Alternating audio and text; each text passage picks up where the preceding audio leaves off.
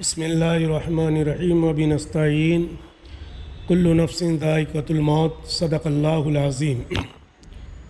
موت نے چپے سے آ کر کچھ کہا، موت نے چپے سے آ کر کچھ کہا، زندگی خاموش بن کر رہ گئی، زندگی خاموش بن کر رہ گئی۔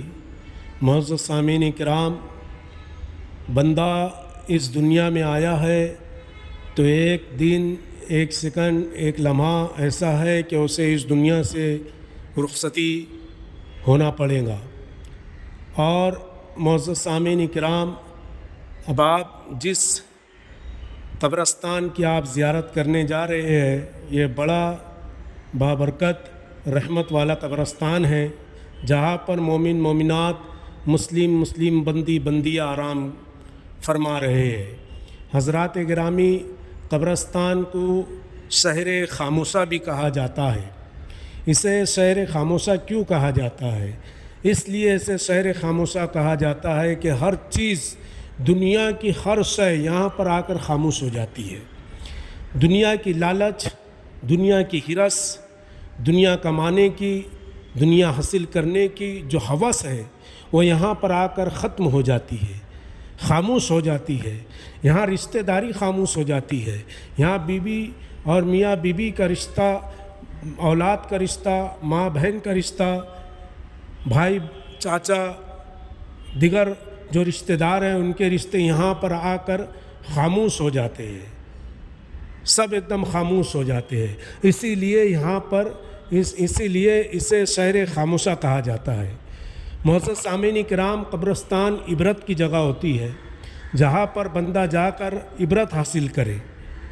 حضور غوث الثقلین، غوث العالمین، حضرت شیخ سیدنا عبد القادر جیلانی، حضور غوث العظم دستگیر رضی اللہ تعالیٰ عنہ فرماتے ہیں کہ اس قبرستان کو دیکھو کہ اس کے اندر کیسے بڑے بڑے خوبصورت چہرے والے، حسین چہرے والے، بڑے دولت مند، بڑے طاقتور، بڑے بادشاہ اور حکمرانی کرنے والے، نیک صالح بندے ہو اللہ کے، یا پھر ظالم ظلم کرنے والے ہو، گناہ گار ہو، نیکوکار ہو، سب اس جگہ پر آ کر سو جاتے ہیں اور ان کے چہرے مٹی میں مل جاتے ہیں۔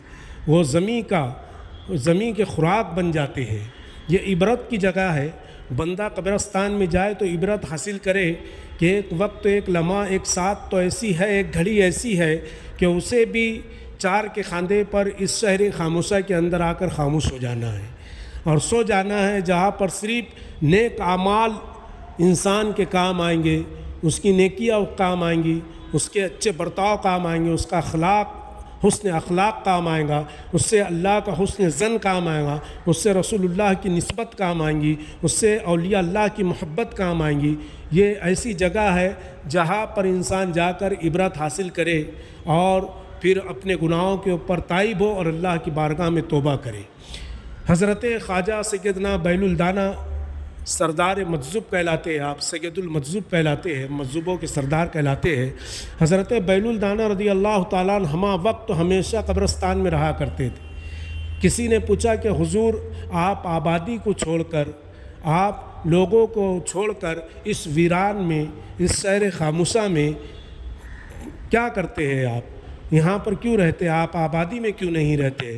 لوگوں کے بیچ میں کیوں نہیں رہتے؟ شہر میں کیوں نہیں رہتے؟ آپ اس ویران میں، اس شہر خاموشہ میں جہاں پر کوئی بھی نہیں رہتا ہے، آپ رہتے ہیں۔ تو حضرت خواجہ بیل الدانہ رضی اللہ تعالیٰ عنہ نے فرمایا کہ جسے تم شہر خاموشہ کہہ رہے ہو، جسے تم ویران کہہ رہے ہو، میں دیکھ رہا ہوں کئی سالوں سے کہ یہ جو ویران تمہاری نظر میں ہے، یہ آباد ہوتا جا رہا ہے، اور جو تم آبادی کہہ رہے ہو، جسے شہر کہہ رہے ہو، لوگوں کے رہنے کی جگہ کہہ رہے ہیں، وہ جگہ ایک ایک کر خالی ہو رہی ہے۔ میں نے جتنے لوگوں کو یہاں آتے دیکھا ہے، پھر انہیں واپس پلٹتا ہوا نہیں دیکھا۔ البتہ تمہارے آبادی سے نکل کر لوگ یہاں آتے ہیں، اور جو ایک بار یہاں آ جاتا ہے وہ دوبارہ واپس نہیں جاتا ہے۔ تو جسے تم ویران کہہ رہے ہو وہ آباد ہوتا جا رہا ہے، اور جسے آباد کہہ رہے ہو وہ ویران ہوتا چلا جا رہا ہے۔ تو یہ اولیاء اللہ کی، یہ بزرگوں کی حکمت ہوا کرتی تھی کہ یہ جو مومن ہوتے ہیں، جو مومنات مسلم بندی بندیاں نیک ہوتے ہیں، وہ اللہ کی بارگاہ میں مقبول ہو جاتے ہیں۔ وہ 7 زمین کے نیچے بھی رہے تو اللہ تبارک و تعالیٰ انہیں حیات جاودینی عطا فرما دیتا ہے۔